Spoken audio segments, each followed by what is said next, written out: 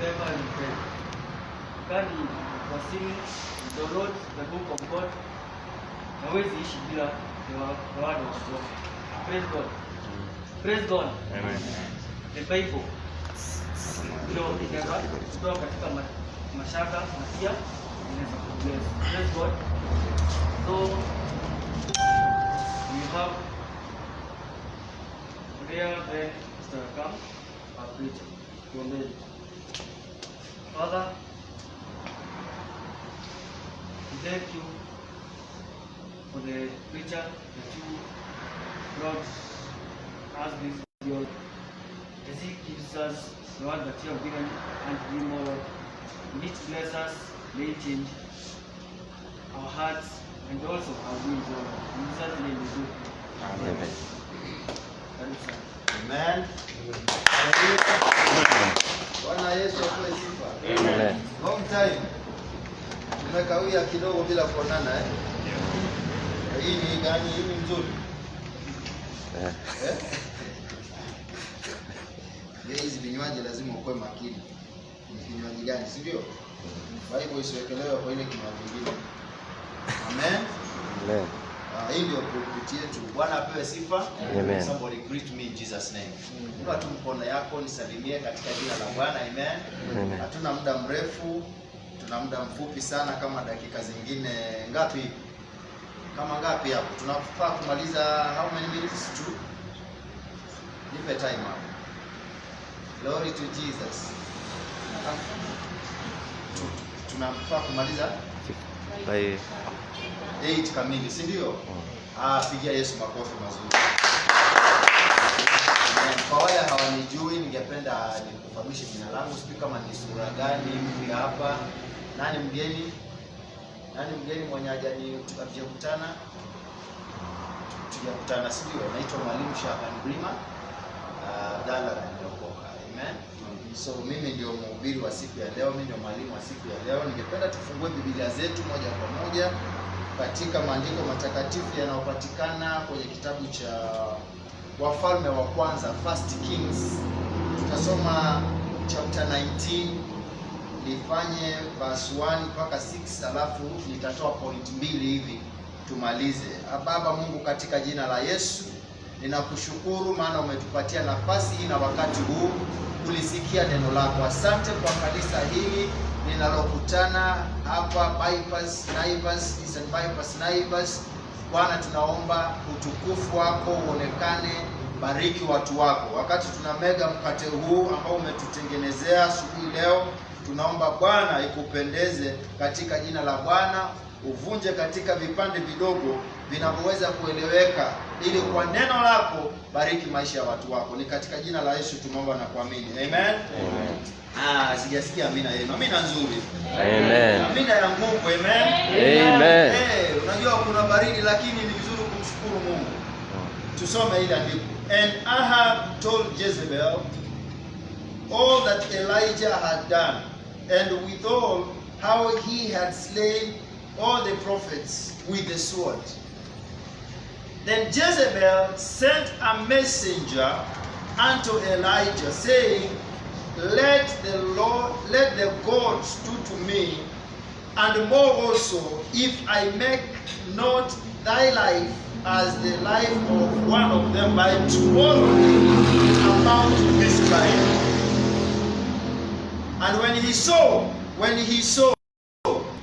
he rose and went for his life, and came to Beersheba, which belongs to Judah, and left his servant there. But he himself went a day's journey into the wilderness, and came and sat down under a juniper tree, and he requested for himself that he might die, and said, Enough is enough. Now, O Lord, take away my life, for I am no better than my fathers. And as he lay and slept under a juniper tree, behold, then an angel touched him and said unto him, Arise and eat. And he looked, and behold, there was a cake baked on the coals, and a cruse of water at his head. Mark your word, at his head. And he did eat and drink and lay down again. Praise the name of the Lord. Amen. Now, andiko ambalo nimelisoma ni kuhusu nabii wa Mungu anaitwa Elijah. Elijah katika maandiko yote ambayo yamezungumzwa katika Agano la Zamani, Agano la Kale, alikuwa ni nabii aliyeheshimika. Huyo ndiye nabii aliyesimamisha mvua kunyesha ndani ya Israeli kwa miaka 3.5. Alisema kwa neno langu hakutanyesha mvua hapa kwa miaka ile ambayo itakuwa mpaka nitakaposema tena, na ikatendeka. Huyo ndiye nabii ambaye tunaambiwa katika maandiko matakatifu alitolewa duniani sio kwa kifo, alibebwa na Mungu na akaenda, hakufa. That prophet never tasted death. He was carried home. Sasa kabla hajachukuliwa nyumbani, ile nasema baada ya kutangaza kwamba mvua haitanyesha ndani ya Israeli kwa miaka 3.5, njaa ilikuwa kali. Naye mfalme Ahabu wakati huo, ambaye mke wake ni Jezebeli, akawa anatafutana na huyu nabii. Na nabii akasema siji mpaka tufanye maagano kwamba atakapokuja tutaleta tenganisho baina ya Mungu gani atakayeabudiwa. Kama ni huyu wenu Jezebeli na Ahabu, ijulikane ni miungu yenu. Kama ni Waisraeli, ijulikane. Maandiko yanasema alipoleta wale manabii wa Baali katika mlima, wakafanya sadaka ya kuteketeza, moto ukatoka mbinguni ukaichoma ile sadaka ambayo alikuwa ameiandaa, na akashinda wale manabii wengine. Biblia inasema akaua manabii wa Baali waliokuwepo hapo na wale walikuwa hawako hapo, walitafutwa wakauawa wote. Na Jezebeli akakasirika, akasema wewe umeua manabii zangu, manake mume wangu ameniambia kwamba huko mlimani baada ya sadaka uliua manabii zangu. Sasa ijulikane. Na huyo anayezungumza sio mfalme, ni mke wa mfalme. Ladies wako na power. Amen. Wamama wako na power, mko na power. Mama alisimama akasema leo kama mfalme amekuacha ukaenda ukiwa hai, sasa kesho masaa kama hii mimi mwenyewe nitafanya vile ambavyo nimefikiria. Kama hao manabii nitakuua. Maandiko yanasema yule nabii alikuwa amesimamisha mvua, yule nabii ambaye baadaye mvua ilinyesha kwa neno lake, alisikia neno la madam na akakimbia, akatoroka na mfanyikazi wake na aid wake na ule mtumishi wake. Ile nasema akafika sehemu akamwacha hata hapo Beersheba, akaacha mtumishi hapo. Akasema wewe utakuwa mzigo. Naona kama utakuwa mzigo, nitakuacha hapo. Na maandiko yanasema akasonga mbele tena kama safari ya mwendo wa siku moja. Alipofika sehemu akasema hapa nitalala chini ya mti, na imefika masaa ya kufa. Ufika nafasi na wakati katika maisha ya mwanadamu unasema mimi imefika wakati wangu wa kuondoka. Siwezi teseka zaidi ya hapa, sitahangaika zaidi ya hapa, si mara moja, si mara mbili. Wewe na mimi tulishafika sehemu tukawekwa katika ukuta wa maisha, na tukasema ni haja gani ya mimi kuishi kama haya ndio mambo. Na matatizo yanayosababisha mtu, yanaweza sababisha mtu afikie wakati huo ni tofauti. Matatizo yako si matatizo yangu, uzito wa maisha yako sio uzito wa maisha yangu. Kile unachokiona kikubwa mimi naweza kuwa nakiona kidogo, lakini kwa level zetu ufika mahali unasema akaamshwa na malaika wa Mungu. Ashasema nakufa, njaa imenimaliza, ninahangaika, nafukuzwa na Jezebeli. Akaamshwa na malaika akamwambia hapana, safari bado ndefu, kazi bado ipo. Mwambie mwenzako kazi bado ipo, safari yako bado ndefu, una matumaini ya kuishi, maana unategemewa. Akamwamsha, na wakati Elijah aliamka alimgonga hivi. Aliponyanyuka hapo akamwambia nyanyuka ule ushibe, maana safari bado ipo. Sasa kitu ambacho nimekiona kwenye ile andiko ambalo ningependa ushike hata wewe alipo, ukiwa umelala chini, ukiamka unatarajia kwamba ukiamka utaona chakula mbele yako, sio? Kwa hivyo malaika lazima angeweka kile chakula mbele yake hapa. Glory to Jesus. Jambo ambalo unafaa ujue. Alipoamka hivi akaangalia malaika akamwambia ule ushibe. Kumbe malaika hajaweka chakula hapa miguuni. Maana ukilala si ukinyanyuka unafaa kuangalia chakula mbele yako. Sasa amekificha huko kichwani. Alipolala akakificha huko chakula. Aliponyanyuka akamwambia kula ushibe. Aligeuka akakitafuta kile chakula akakiona kumbe kimewekwa kichwani mwake. Hekima gani malaika aliyotumia kuweka kile chakula kichwani mwa nabii wa Mungu? Every single provision of your life, kila provision ya life yako imewekwa katika kichwa chako. Naomba unielewe, imewekwa katika kichwa chako. What you need in life is at the place of your head. At the place of your head. And the Bible says Christ Jesus is the head of the church. So every single provision that you need for this life is in Christ Jesus, the head of the church. Your head is Christ Jesus. So provision yote unahitaji katika safari hii, iwe umekata tamaa, iwe umechoka kuishi, iwe ni mgonjwa, iwe umefadhaishwa, unahitaji provision yako. Na hiyo provision iko kwa kichwa chako, ambacho kichwa hicho ni Kristo Yesu. Neno hili lilikuwa neno la unabii linalomzungumzia Kristo Yesu, ambaye amezungumza katika Biblia. Amesema nitalijenga kanisa langu, nayo milango ya kuzimu haitalishinda. Mwambie mwenzako milango ya kuzimu haitalishinda kanisa la Kristo Yesu. Amen. Kanisa la Kristo Yesu ni wewe na mimi. Sisi ndio kanisa la Kristo Yesu. Sasa Yesu Kristo ni kichwa chetu, na provision yote tunahitaji kwa hii safari iko kwa hicho kichwa chetu, Yesu Kristo. Ndio maana chakula kiliwekwa kichwani mwa nabii, na wala si miguuni mwake, na wala si sehemu ya mikono yake, wala si karibu na tumbo lake. Manake alikuwa anaambiwa in the future this shall happen to whoever who trusts upon the Lord. Him who is tired of the Lord of this life will have provision laid at the head of his life. Na Yesu Kristo ndiye kichwa chetu. How I pray today that you may find provision for yourself in Christ Jesus. Somebody. Amen. Amen. How I pray today and I prophesy that you will find grace in Christ Jesus. You will find a solution for your life this day in Christ Jesus. It doesn't matter who is against you.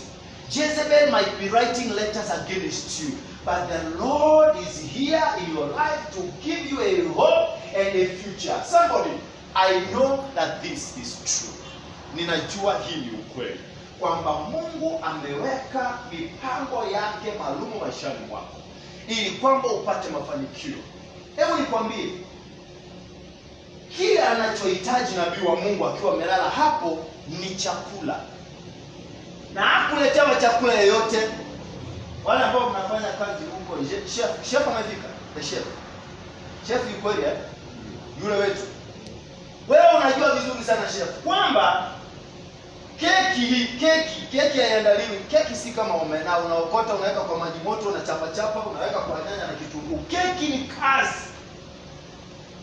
To bake a cake is not easy. You know that. Kuna hii kuchanganya hii na ina take time, kuna moto wa kadiri, oven nini na nini, mambo kama yale. Mimi si upishi sana, lakini najua it takes a time. That food takes time. Na maandiko yanasema aliletewa keki imeokwa kwa mkaa.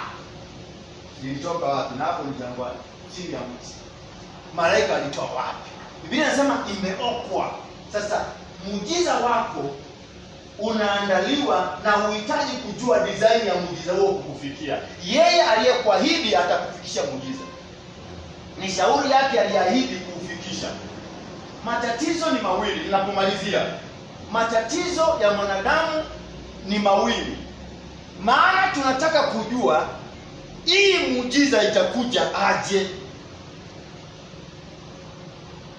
Wakati utaanza kufikiria vile muujiza unakuja, hapo ndio unakosa muujiza.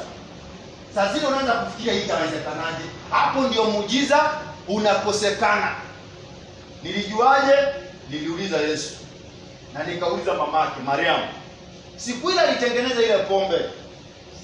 Siku Yesu ametengeneza pombe ama? Siku ametengeneza pombe au ilikuwa si pombe? Ilikuwa nini? Ilikuwa nini baba? Tunaambiwa kwenye Biblia ilikuwa nini? Wine. Ilikuwa wine. Wine si pombe. Wine pombe au? Wine ni pombe mtu. Nini? Wine ni nini? Wine ni nini? Wine ni soft drink. Wine ni soft drink ama ni hard drink? Is it alcohol? By the way, I'm very serious. I'm very honest. Naomba mnijibu. Wine ni nini? Ni pombe, sio? Maana iko na alcoholic content, si ndio? Sasa nilijuaje ni pombe? Okay, sisi tunaambiwa okay, wine mimi najua wine ni pombe. Iko kwa ndio maana nimeuliza hii inaweza kuwa ni nini? Kwa sababu huwezi weka Biblia juu ya by the way ni energy drink. Energy drink. Hii iko sawa. Hii sio pombe, sawa sawa. Ndio. Naweza hukumiwa hapa na Mungu kama anafanya kazi yake na bado nipigwe hapa. Bwana pesa. Sasa Biblia inasema saa zile pombe iliisha kwa ile harusi. Yesu Kristo alikuwa ameketi na wanafunzi wake pia wanapiga mpunga hapo, wanapiga rais yao pale nini, wanaongea na wazee pale wa Kiyahudi, kwa sababu ilikuwa ni harusi ambayo ilikuwa na watu wa Kiyahudi na wazee na Mafarisayo kama harusi za kawaida. Baba ya bwana harusi, mama ya bibi harusi, watu wamejaa kwa harusi. Na Yesu amekaa pale kama mgeni na wanafunzi wake wameketi. Sasa pombe ilipoisha, hawakwenda kwa wazazi wa maharusi, hawakuja kwa Yesu. Biblia inasema wakaenda kwa mama yake Yesu, wakamwambia hapa ni kama tumeshiwa na kitu, kinywaji kimefungua. Walijuaje kwamba yeye ana siri? Ina maana kuna miujiza ingine mingi sana iliwahi kutendeka ambayo haikuandikwa wakati huo. Vile Yohana anatuambia katika mwisho wa mwandishi wake kwamba kuna miujiza mingine mingi iliyokuwa imetendeka lakini haikuandikwa. Sasa moja miujiza hiyo ama kadhaa ya miujiza hiyo inawezekana Yesu alikuwa ameitenda nyumbani kwao. Na kijiji watu walikuwa wanajua huyu kwa kinao kijana kuna mambo yanatendeka ambayo si ya kawaida. Ndio wakaja kwa mama yake wakamwambia vile unatuambianga stories za kijana. Hapa tumeishiwa. Sasa itakuwa namna gani? Bwana apewe sifa. Akawaambia kile atakachowaambia huyo kijana, kile atakachowaambia mfanye.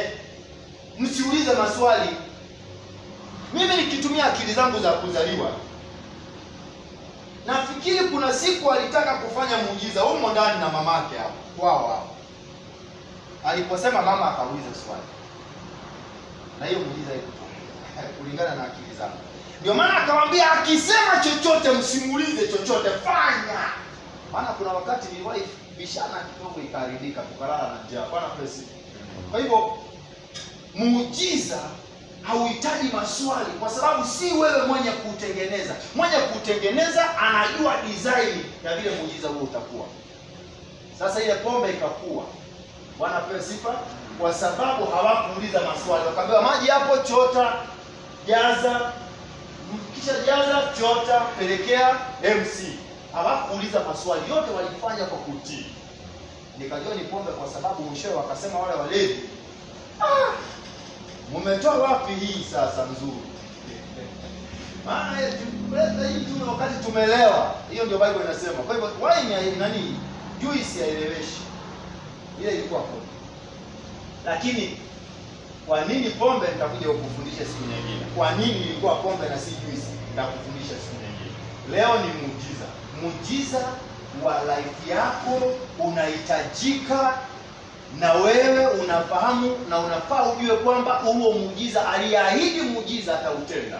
Kwa hivyo usiulize maswali, usiulize itatendekaje, hii itawezekanaje, nitakuwa na biashara yangu binafsi aje, naona wanataka pesa nyingi, kuwa na duka kubwa kama hii, nitafikia aje? Hawa wenye duka hii, Bwana apewe sifa, wao ninaamini kwamba siku moja wataona ujumbe huu, ninaendelea kubariki duka lao. Bwana apewe sifa. Maana mimi ndio Mungu amechagua kwa leo.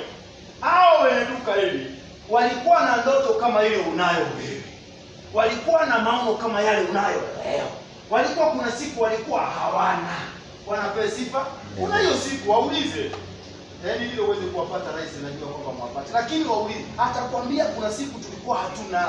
lakini tulikuwa na ndoto. Ndoto yako endelea kuiota. Kuna siku asubuhi itafika, na asubuhi yako ikifika tutakuona. Bwana apewe sifa. Na siku zako zinakuja. Kama unaamini sema amini. Amen. Kwa sababu inawezekana. Watu wana ndoto zao hapa. Ndoto yako Mungu anaiona, endelea kuifukuzia. Muujiza wako upo na ameuandaa, na mipango yake na ahadi zake ni leo na ni kesho na ni kesho kutwa, maana yeye ni wa jana, leo na milele. Amina. Amen. I bless you in Jesus' name. Amen. I bless your dreams in Jesus' name.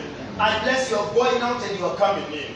I bless your health. I bless you with long life in the name of the Lord. It's a miracle to see a day like this. So I bless your life in Jesus' name. Amen. Sisi ndio baadhi ya watu ambao tumepitia mambo ambao ukiambiwa hii wakati wa corona utaamini. Bwana apewe sifa. Nimekuwa na masafari na maeneo mengi. Unaenda unaangalia sehemu unasema hapa leo nikitoka kama niko salama ni Mungu. Alafu natoka tuko salama. Amen. Na nyinyi ninajua mko kwa front line. I am still praying for your lives. Bado ninawaombea kwa sababu mnakutana na watu wengi. Kwamba Mungu atawaweka salama, atawahifadhi. Kanisa hili litakuwa chini ya ulinzi. Amen. Na hii ni miujiza ya kwanza, ya pili, ya tatu, kwamba Mungu ni Mungu wa ulinzi. Mungu awalinde na awatendee mema, awapatie afya, awapatie uwezo wa mafanikio na ndoto zenu azitimize. Zaidi ya mno, Mungu abariki kazi hii, kwa sababu kazi hii inapoendelea nyinyi mtaendelea. Amen. Amen. Ikibarikiwa shamba hili na nyinyi maisha yenu yatasonga mbele. Kwa hiyo Mungu abariki shamba hili katika jina la Yesu. Amen. Wale wameketi tusimame tuombe tunapomalizia. Glory to Jesus. Glory to Jesus. Sasa sikiliza. Muujiza wa kwanza kabisa ambao unaweza kufika kwa maisha yako ni muujiza wa usalama.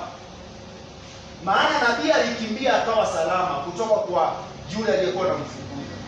Muujiza wa kwanza ni wewe kuwa salama. You need to be safe. Safe means salvation. Kama unahitaji kuwa salama, kwanza acha nikuletee wokovu. Kama uko hapa na unajua kwamba hujamtambua Yesu Kristo na hujampa nafasi, ni leo ndio siku yako. Amen. Amen. Leo ndio siku yako. Kuna maushuhuda makubwa hapa Mungu anatenda. Kuna mambo mengi, napigwa simu, naambiwa nikifika hapa siku nyingine jioni nashika mkono naambiwa Mungu. Nitakuja siku moja, nitakuja hapa kutia nafasi ya maushuhuda hapa. Ili mzoeane, nyinyi mnazoeana. Mbona mnacheza hivi mkiwa mko kazini mnachezeana. Lakini wakati wa ushirika, kila mtu anaogopa mwenzake. Nyinyi ni mandugu. Mungu akikutendea, mwambie mwenzako, waambie watu. Amen. Mwambie leo ni mimi nimeonekaniwa. Amen. I want you to be a family. A family where people can share the pain and the joy that you have. Amen. Don't fear each other. You are a family, and I want you to be mixed together as a one great family. And where that kind of a family is, God will command a blessing. Glory to Jesus. Amen. So ungependa kuokoka. Sema mtu wa Mungu, leo ni nini? Leo ni siku yangu. Njoo. Just come. Uzuri tena, unajua hizi mabarakoa zinatusaidia imani. Hata watu hawajui kama ni wewe, kwa sababu hata kama maski mtu hawezi kujua kama ni wewe pande. Wewe vuta tu maski yako na uje hapa mbele. Watu hawajui. Alafu kiingia hiyo umevaa ile uniform, hasa ndio umebadilika kabisa. Hata watu hawajui ulikuwa na njoo. Naomba niombe na wewe masaa nishi. Come, let me pray with you. I hear in my spirit there's someone who wants to be prayed for salvation, lakini unasikia unamtaka njoo. Hiyo ndio area ambayo nataka uishi. I want you to beat that part. In Jesus' name. Come. Okay. Kwa sababu mimi ni mtu hapa kila wakati, ukiniona uniambie ni mimi. Amen. Kwa ni mimi. Amen. Let me pray. Is there any need that I need to pray for? One need. Please come. Tell me.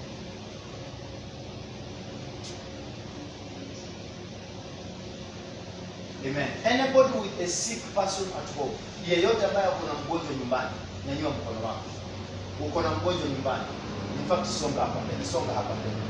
I want you to represent your families, your members of the family who are sick. Hakuna vile unaweza fanya kazi na amani hapa wakati nyumbani watu ni wagonjwa. Utakuwa unafanya kazi hapo. Unajua saa zingine unaweza ongelesha customer na una ubaya, ni pressure imekuweka. Amen. Just face this way. Kama vile madhabahu. Glory to Jesus. Na nyinyi mko nyuma, nyosha mikono kwa hawa wanawakilisha wapendwa wao ambao ni wagonjwa. Amen. And I want to pray for you for healing. Amen. I like to pray on my knees. So if you can join me, we go down on our knees and trust God for the same. Amen. Let's just go down on our knees and trust God for healing for our brothers and sisters, for our family members. In the name of Jesus. Baba Mungu, katika jina la Yesu Kristo, asante kwa wapendwa hawa ambao umewaleta katika madhabahu yako, na leo wamekuja kwako na hitaji la kuwa na wagonjwa nyumbani mwao. Ninaomba katika jina la Yesu, wewe Mungu wa uponyaji, achilia uponyaji wako juu ya watu wako katika jina la Yesu. Asante kwa wapendwa wao ambao wanaugua nyumbani mwao. Kwa mikono hii niliyoweka juu yao, ninaomba ukuzo wako wa uponyaji ukue juu ya watu wao katika jina la Yesu. Asante kwa baba zao, asante kwa mama zao, asante kwa ndugu zao, watoto wake na waume zao. Bwana, leta uponyaji katika jina la Yesu. Asante Kristo Yesu, maana wewe ni Mungu wa uponyaji. Ni katika jina la Yesu Kristo tumeamini na kupokea uponyaji huo. Amen. It shall be well. It shall be well. Asanteni. It shall be well. Let me bless you. Baba, katika jina la Yesu, asante kwa wapendwa hawa. Ninawaombea wote wanaofanya kazi katika duka hili. Naomba neema yako na baraka yako. Naomba provision inayotoka kwako Yesu Kristo kwa life yao. Kuna wale wana watoto wanaenda shule kesho na mpaka sasa hawana matumaini ya vile watoto hao watarudi shule. Bwana, fanya muujiza katika jina la Yesu. Fanya muujiza katika jina la Yesu. Kuna wale mandugu zao wanarudi shule na unaona wazazi wao wengine ni wagonjwa. Bwana, hao wandugu wafanyiwe muujiza katika jina la Yesu. Provide for them. In Jesus' name we pray with thanksgiving. I pray for long life. Amen. I pray for long life. Amen. I pray for provision. Amen. I bless you with the blessings of the scriptures. Amen. And the promises of God upon your life. Amen. In Jesus' name we pray. Amen. Amen. God bless you. Amen.